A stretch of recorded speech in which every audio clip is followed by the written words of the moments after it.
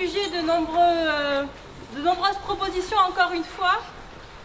La grosse difficulté, c'est que la préfète est nouvelle, comme vous le savez. Et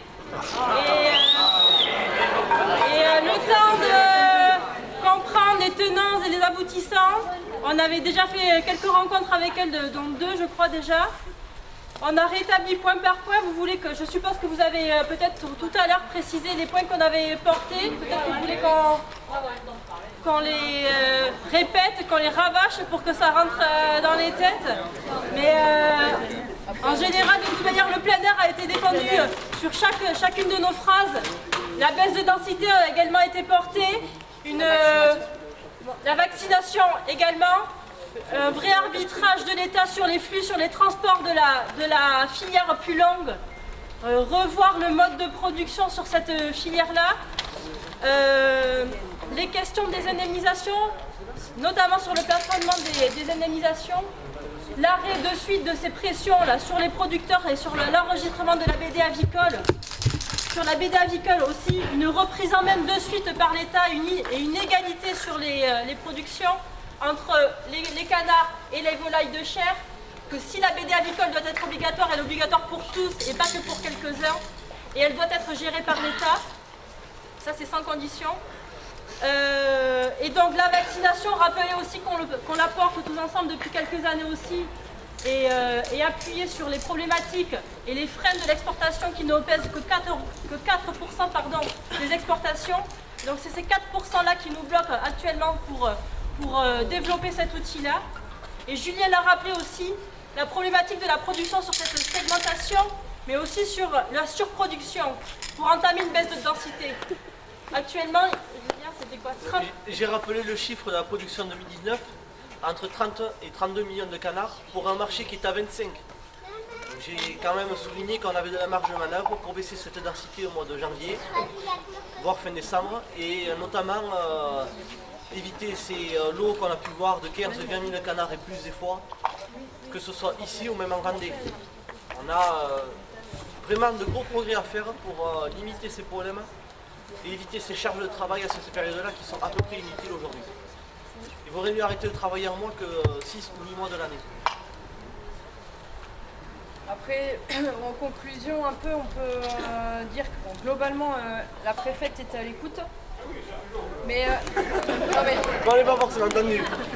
Mais bon, on a clairement demandé à pouvoir faire partie de la boucle intégrante des groupes de travail ou des discussions. Donc ça, je pense qu'elle a clairement entendu qu'il ne fallait pas oublier les producteurs et qu'il va falloir nous rentrer dans les boucles. Affaire à suivre, mais je pense qu'il y a moyen il y ait des choses qui se débloquent. On leur a demandé quand même aussi d'être un peu l'intermédiaire pour essayer de réunir toute la filière pour que du coup on nous écoute. Parce que bon, globalement on est invité un peu à droite à gauche, mais on n'est surtout pas écouté et pas entendu. Donc on leur a demandé du coup de pouvoir qu'ils fassent le lien et que du coup ils nous trouvent des solutions pour qu'on soit écouté dans les instances et dans les discussions.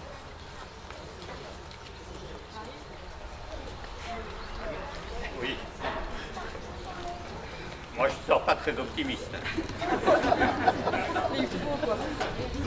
Moi, ce que je retiendrai, c'est quand même que même au niveau des services de l'État, je ne parle pas de la préfète, eux aussi n'ont pas forcément le sentiment d'être toujours écoutés au-dessus. Parce que je crois qu'à force d'être confrontés à la crise, ils ont compris un certain nombre de choses.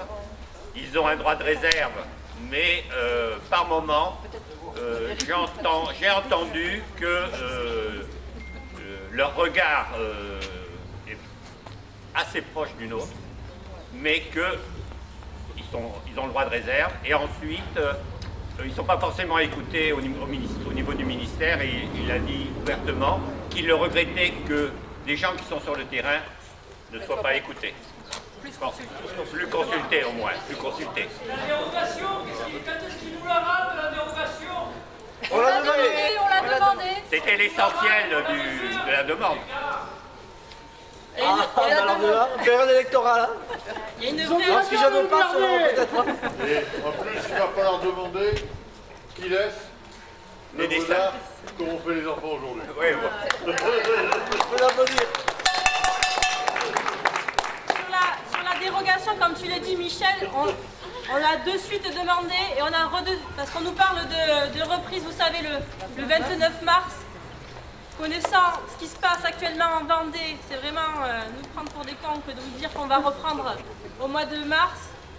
La seule condition, c'est le plein air et une remise rapide de la dérogation des 3200 canards, pardon. Et Mais pas sous le même format que la dernière fois pour pas qu'elle puisse être voilà. dévoyée par les profiteurs. Et donc une préservation de notre modèle quelque part, parce que vous savez qu'il a du sens et que je pense que notre société a besoin de ce modèle-là et c'est pour ça qu'on est là aujourd'hui. Et merci encore d'être venus aussi nombreux pour aujourd'hui.